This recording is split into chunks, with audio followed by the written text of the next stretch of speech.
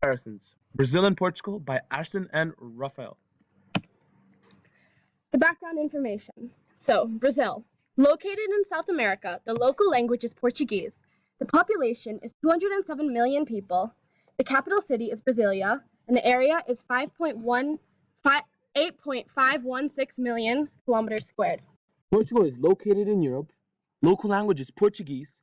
Population is 10.32 million people. Capital city is Lisbon, and area is 92,212 kilometers squared. The next slide is the country maps for Brazil. So on the right-hand side, you have a map of just Brazil, and on the left-hand side, you have the resource map of Brazil, and it shows what resources are what.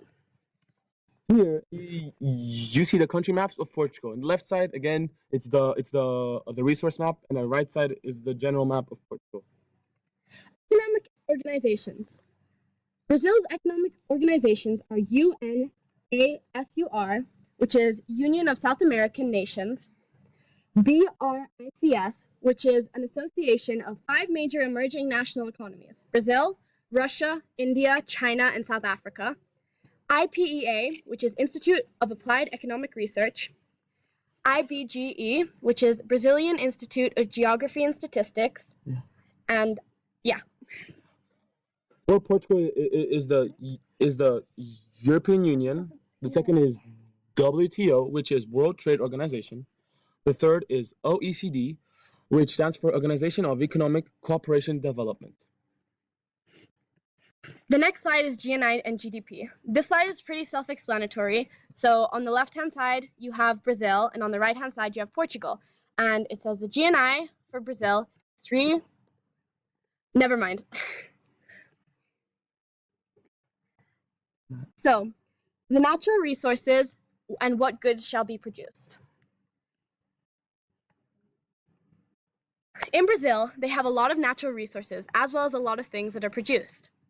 They export most things that they produce and a lot of their natural resources. Portugal and Brazil don't produce very many things that are similar, except for their natural resources.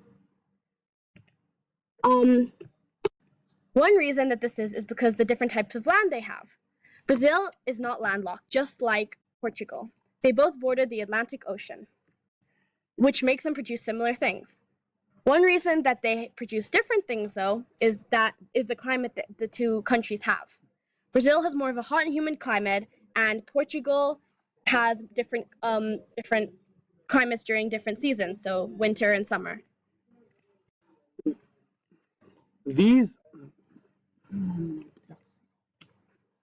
are the goods which are produced for Brazil and Portugal. And you see, there is agriculture and the industries. Top 10 for each.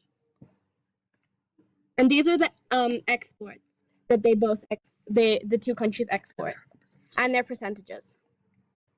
Here are the imports for both Brazil and Portugal, with again their percentages. For whom shall we produce it? As shown on the next slide, you will see that our trading partners are very different from one another due to the economical size of the countries and where the countries are located. As Brazil is a big powerhouse, they do a lot of trading with the likes of China, United States, Germany, Japan, United Kingdom, and Singapore. Portugal, being part of the EU, the European Union, have 10 of their 15 main exports going to the countries that are part of the EU. UK is still considered part of the EU, as the complete withdrawal process only ends on March 19, 2019. Portugal also has big connections with Brazil and Angola, as both countries are former Portuguese colonies. Brazil's biggest exporting partner is China, which gets 19% of their total exports. Portugal, on the other hand, is Spain with 26.2% of their total exports. So this is their exports, and this is their imports.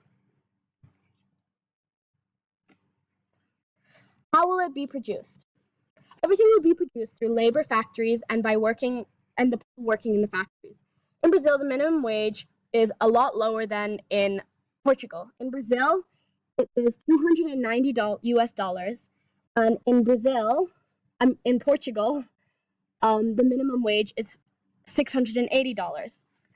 But in manufacturing and working in factories, the average wage in Brazil is $655. And in Portugal, it is $1,007. The unemployment rate is quite high in Brazil as well. It's 12%, which means 12.57 million people are unemployed. In Portugal, the unemployment rate is 8.9%. Finally, the corruption scandals have been an issue in both countries. They are both public and private institutions and contributed to Brazil and Portugal's decline in the world in their economies. Economic sectors. Alan Fisher, Colin Clark, and John all created the concept of the three-sector theory. This is an economic theory which divides countries into three types of activities. The first sector of activity is agriculture and extraction of raw materials.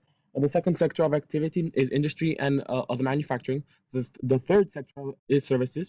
Both the Brazil and the Portuguese economies are mostly based on services. For example, the retail, the restaurants, telecom services, and etc. are all services. This is common characteristic of the modern economics. About one-third of Brazil's economy is based on the industry sector, while the Portugal's economy is roughly one-fourth. So these are the economic index of economic freedoms for each country. They're also pretty self-explanatory. So this is for Brazil. And this is for Portugal. Similarities and differences. So, similarities. What they each produce, imports, natural resources, economic sectors, both services and agriculture, language, and corruption. Differences. GNI, GDP, size of countries, the population, and wages. Thank you for listening and watching our presentation. These are our sources, and I hope you enjoyed. Thank you. Okay, you